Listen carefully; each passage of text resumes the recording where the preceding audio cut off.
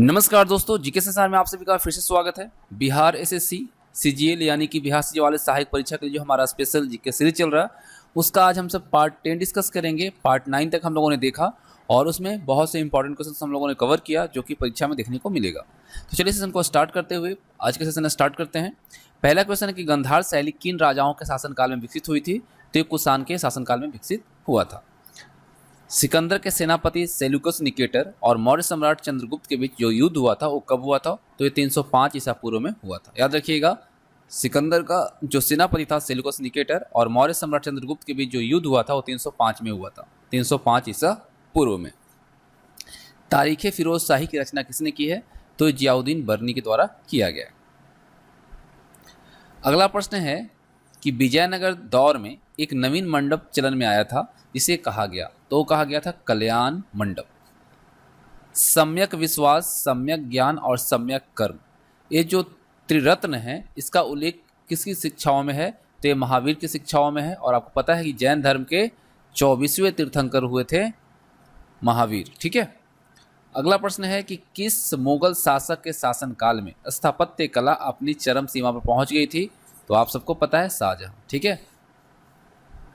अगला प्रश्न है वास्को डी गामा ने भारत का समुद्री मार्ग उत्तमासा अंतरिप होकर ढूंढा और सबसे पहले कहाँ पहुंचा? कालीकट।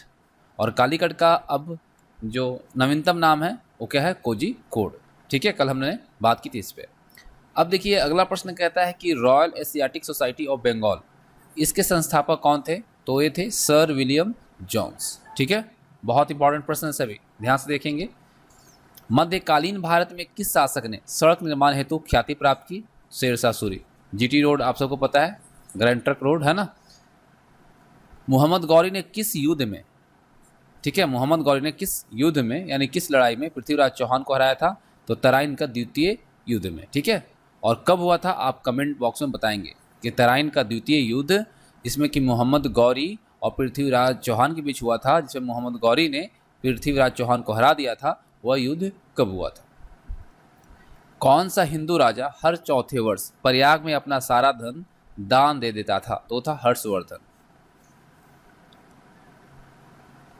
अगला प्रश्न है खानवा के युद्ध के समय, ठीक है, या खानवा के युद्ध में पराजय से मेवाड़ की जो सत्ता थी उसको बहुत आघात पहुंचा, तो इस युद्ध में मेवाड़ को पराजित करने वाला शासक कौन था? तो बाबर, है ना। खानवा का युद्ध किसने जीता था? बाबर जीता था। अगला प्रश्न है कि लॉर्ड कर्जन ने 1905 में बंगाल विभाजन कर दिया, विभाजन किस वर्ष वापस लिया गया? तो कल के सेशन में हमने बात की थी 1911 में। हरिपुरा, जहां भारतीय राष्ट्रीय कांग्रेस का 51वां वार्षिक अधिवेशन हुआ था 1938 में, सुभाष चंद्र बोस की अध्यक्षता में हुआ था, यह किस राज्य में स्थित है? देखिए हरिपुरा जहां पे भारतीय राष्ट्रीय कांग्रेस का 51वां वार्षिक अधिवेशन हुआ था जो कि 1938 में हुआ था, ठीक है, जिसकी अध्यक्षता सुभाष चंद्र बोस ने किया था, तो वह कौन से राज्य में है? तो गुजरात में। भारत छोड़ो आंदोलन के समय पटना सचिवालय गोलीकांड की घटना कब घटी थी? तो 11 अगस्त 1942। किस ब्रिटिश कमांडर ने झांसी की रानी को हराया था? ह्यूरोज ने। किसने? ह्यूरोज। अगला प्रश्न है कि महात्मा गांधी एवं सरदार वल्लभ भाई पटेल द्वारा खेड़ा आंदोलन प्रारंभ जो किया गया था उसके पीछे कारण क्या था? तो ये था ब्रिटिश सरकार द्वारा मनमाने लगान निर्धारण करने और साथ ही साथ उसे माफ करने से मना करने के विरोध में गांधी जी और सरदार वल्लभ भाई पटेल ने खेड़ा आंदोलन शुरुआत किया था। स्वतंत्रता से पूर्व किन 3 प्रमुख महिला नेताओं की भारतीय राष्ट्रीय कांग्रेस में अध्यक्ष पद पर नियुक्ति हुई थी? तो थी doctor Annie Besant, Sarojini Naidu और नेली सेन गुप्त। अगर आपसे पूछा जाए कि भारतीय राष्ट्रीय कांग्रेस की, ठीक है, पहली महिला अध्यक्ष कौन थी? तो डॉक्टर एनी बेसेंट। लेकिन वहीं पूछा जाए पहली भारतीय राष्ट्रीय कांग्रेस की अध्यक्ष जो हुई थी वो कौन हुई थी? सरोजिनी नायडू। याद रखिएगा, ठीक है, इस चीज़ को आप जरूर याद रखिएगा। पहली अध्यक्ष पूछा जाए तो डॉक्टर एनी बेसेंट, वहीं अगर पूछा जाए पहली भारतीय अध्यक्ष कौन थी? तो सरोजिनी नायडू। गांधी जी के द्वारा साबरमती आश्रम जो कि अहमदाबाद गुजरात में है, इसकी स्थापना कब हुई थी? 1916 में। 29 मार्च 1857 को किस देशभक्त सैनिक को विद्रोह के आरोप में बैरकपुर में फांसी की सजा दी गई थी? तो मंगल पांडे को दिया गया था। किसे? मंगल पांडे को। 20 फरवरी 1947 को ब्रिटेन के तत्कालीन प्रधानमंत्री क्लीमेंट एटली ने किस तिथि तक अंग्रेज द्वारा भारत छोड़ देने की घोषणा की थी? जून 1948 तक। स्वतंत्र भारत की अस्थायी सरकार की स्थापना सुभाष चंद्र बोस ने कहाँ की थी? सिंगापुर में। लाला लाजपत राय पर किए गए लाठीचार्ज के विरोध में अंग्रेज अधिकारी सैंडर्स की हत्या कहाँ पर कर दी गई थी? तो लाहौर में, ठीक है, जो कि अभी पाकिस्तान का है ना, पाकिस्तान में। चलिए अगला प्रश्न देखते हैं।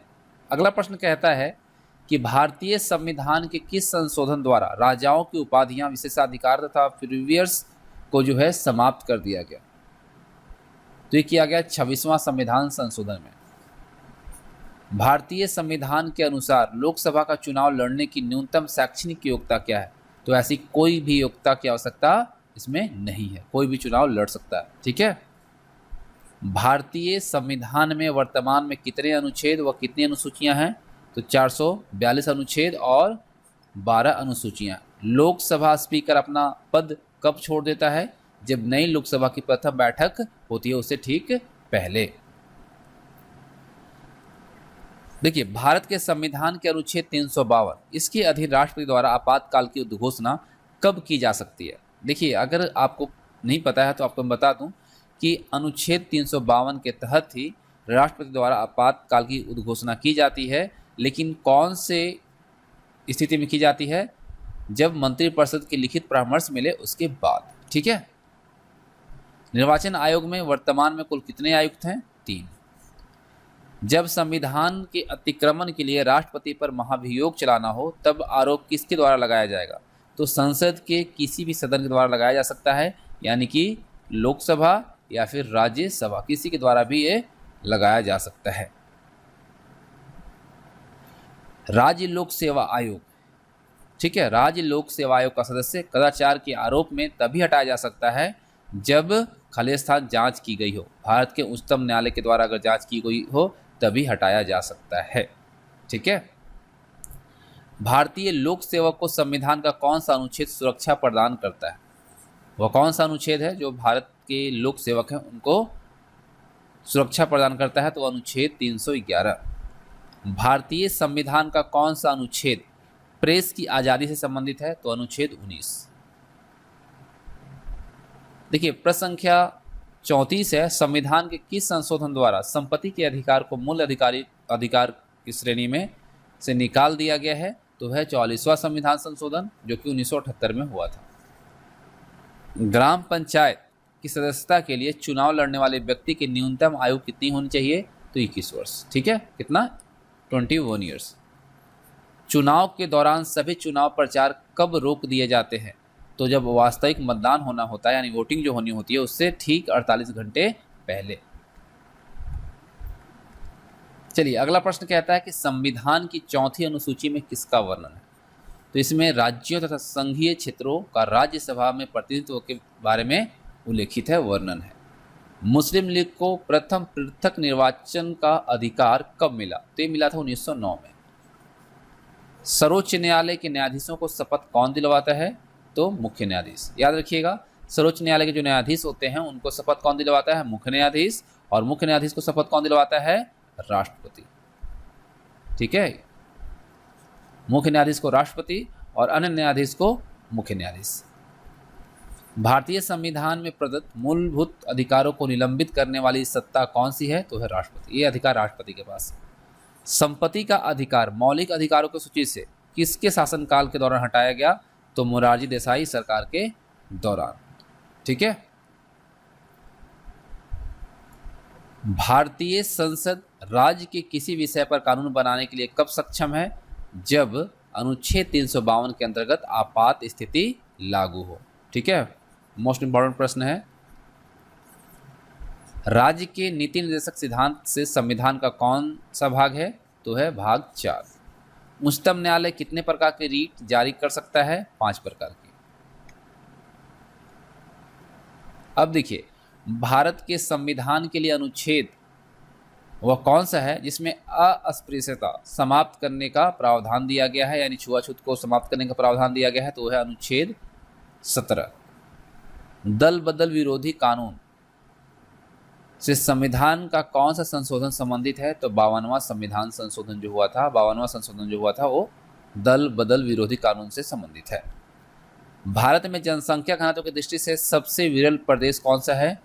तो देखिए यहाँ पे अगर हम प्रदेश देखें तो यहाँ पे आप यूटी भी कर सकते हैं, तो है जम्मू कश्मीर।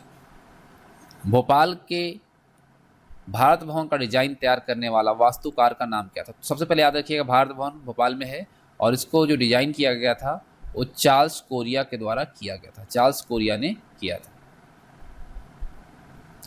महासागरों का निर्माण किस चट्टान से हुआ है? तो किसे हुआ है? बेसाल्टिक चट्टानों से हुआ है। लाई जनजाति का निवास क्षेत्र कहाँ है? म्यांमार में। ठीक है, लाई जनजाति कहाँ निवास करती है? म्यांमार में करती है। हैदराबाद और सिकंदराबाद के बीच कौन सी झील स्थित है? तो हुसैन सागर झील। ठीक है, हुसैन सागर झील कहाँ है? हैदराबाद और सिकंदराबाद के बीच में। घूमर, बागरिया तथा संकरिया लोक नृत्य किस राज्य के प्रमुख लोक नृत्य हैं? तो यह राजस्थान का। ठीक है, अब देखिए एक क्वेश्चन है कि खग चंद जेंदा, ठीक है, खग चंद जेंदा राष्ट्रीय उद्यान कहाँ स्थित है? तो यह गंगटोक में, जो कि सिक्किम में है ना। सिक्किम में कहाँ है? गंगटोक में स्थित है खग चंद जेंदा राष्ट्रीय उद्यान। तो और कुछ हम यहाँ पे डिस्कस करते हैं, बहुचर्चित पुस्तकों को देखते हैं जो कि आपके एग्जाम में देखने को मिल सकता है। द लिरिक्स बॉब डिलन का है, द विस्लर जॉन ग्रिसम का है, थिंक लाइक अ चैंपियन ये जो है डोनाल्ड ट्रंप का है, और हाउ टू गेट रिच ये जो पुस्तक है डोनाल्ड ट्रंप ने ही लिखा है। द अमेरिका वी डिजर्व ये भी पुस्तक जो है डोनाल्ड ट्रंप की है। कामिनो आइलैंड ये जो है जॉन ग्रिसम की पुस्तक है। कुछ और पुस्तकों को हम देखते हैं।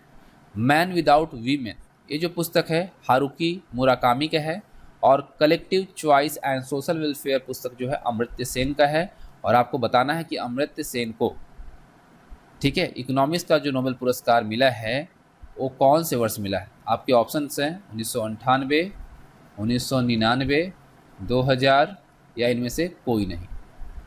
ठीक है, आपको कमेंट करके बताना है कि अमर्त्य सेन को कौन से वर्ष नोबेल पुरस्कार दिया गया। व्हाट हैपेंड ये हिलरी क्लिंटन की पुस्तक है। I do what I do ये रघुराम जी राजन का पुस्तक है। और कुछ पुस्तकें हैं जो कि आपके एग्जाम में देखने को मिल सकता है। रेवती चैरेवती चलते रहो ये जो पुस्तक है राम नाईक की है। और ज्योग्राफी ऑफ इंडिया ये माजिद हुसैन की है, आप सबको पता है ना। द गोल्डन हाउस ये जो पुस्तक है सलमान रुश्दी का है। और एक क्वेश्चन है जो कि ऑलरेडी क्वेश्चन पूछा जा चुका है कितने एग्जाम में, इंडियाज स्ट्रगल फॉर इंडिपेंडेंस किसका है? बिपिन चंद्र और अन्य। ठीक है, द रूस्टर वार जॉन ग्रिसम की पुस्तक है। और the making of a legend ये जो पुस्तक है बिंदेश्वरी पाठक की है। तो इस तरह से जो इंपॉर्टेंट क्वेश्चंस थे इस वीडियो में आपको दी गई है, और आशा करता हूँ आप सबको वीडियो पसंद आई होगी। तो वीडियो को लाइक और अपने दोस्तों के साथ शेयर कीजिएगा, और कोई भी सुझाव हो तो आप हमें कमेंट बॉक्स में जरूर बताइएगा। Thanks for watching.